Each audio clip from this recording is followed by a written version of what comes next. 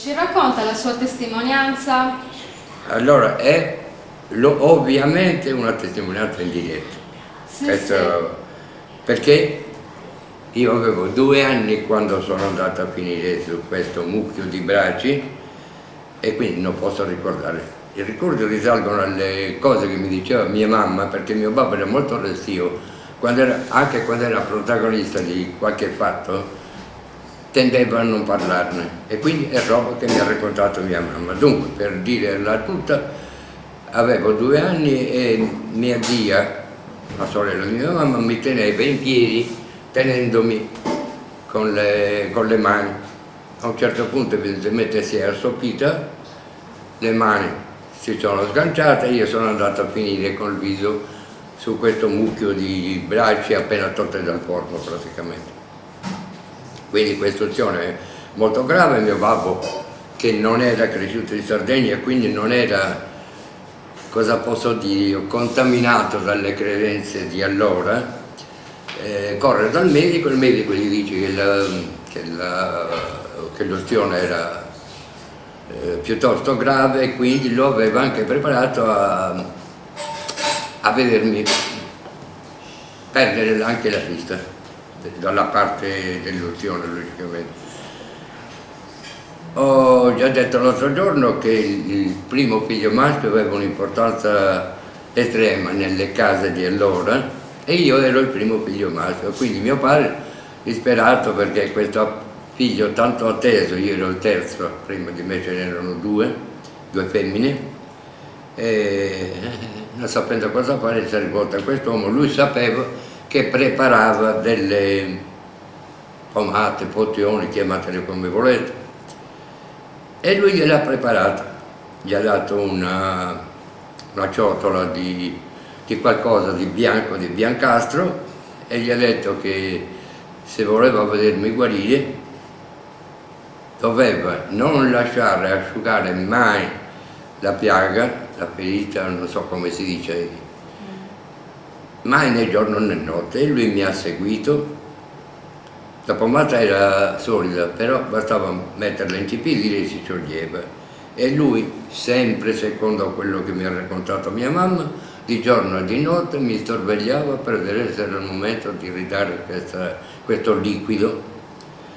E dopo qualche tempo si è accorto che sotto la crosta che veniva giù la pelle si stava riformando sana, non quella raggrinzita che è proprio di chi ha subito un'ustione. Ancora maggiore il suo interessamento, il suo impegno, e io, grazie a Dio, ne sono uscito come vedete voi. Tant'è, devo confessarlo, perché non mi ero preoccupato mai di chiedere qual era la parte ustionata, se dovessi giurare oggi non potrei dire che era la destra o la sinistra, sono guarito perfettamente. Non credo che vediate nemmeno voi nessuna differenza. No, infatti. E questa era questa pomata di cui, come ho detto l'altro giorno, non so se sia interessante, conosco solo 2 componenti, gli altri non so se ci fossero o se non ce ne fossero, ma io conosco solo questo. Questa gente, devo dirlo per una questione di giustizia, agiva nascostamente, quindi questo è il motivo per cui non ha lasciato la formula di questa roba, per paura dei medici laureati, capito? Io non so se i medici qualche volta li avranno minacciati, non lo so, però loro avevano paura del medico laureato, che era il medico condotto del paese allora, e non ha lasciato traccia di questa cosa, perché posso affermare che avrebbe salvato molte altre persone, perché qui a Gonno io ho conosciuto altre persone ostinate non curate in questo modo, che si hanno portato per tutta la vita questa grossa cicatrice in faccia, un braccio, dove con questo pomato sarebbero guariti perfettamente, perché io non credo che sia stato un privilegiato a guarire in questo modo. Sarebbero guariti anche loro, penso, e sarebbe stata una grande fortuna. E che lei sappia, c'erano tante persone che si occupavano di fare queste medicine? Dunque, diciamo che ce n'erano molte, indubbiamente, di quelle che avevano fama di essere meginiedas, cioè che preparavano pozioni varie, non so che. So soltanto una cosa molto strana: in quei tempi non solo non esisteva una scollatura, non dico così, ma nemmeno pronunciata. Bene, quando si trattava di guarire gli ucchi, perché gli ucchi venivano curati col latte della donna schizzato direttamente dalla mammella.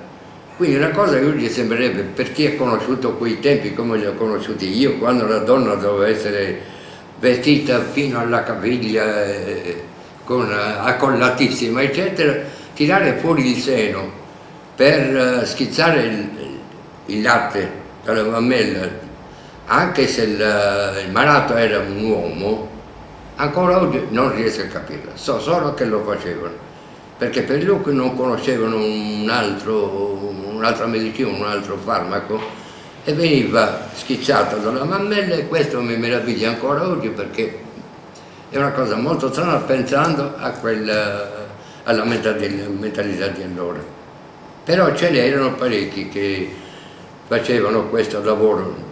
Certamente, almeno a mio parere, il più bravo è stato quest'uomo che ha salvato me, ma altri che facevano, non so nemmeno come chiamarli, se farmaci o pseudofarmaci, che sembra servissero a qualche cosa, ce n'erano. Ascolti, veniva praticata più dalle donne o dagli uomini? Più dalle donne, indubbiamente più dalle donne.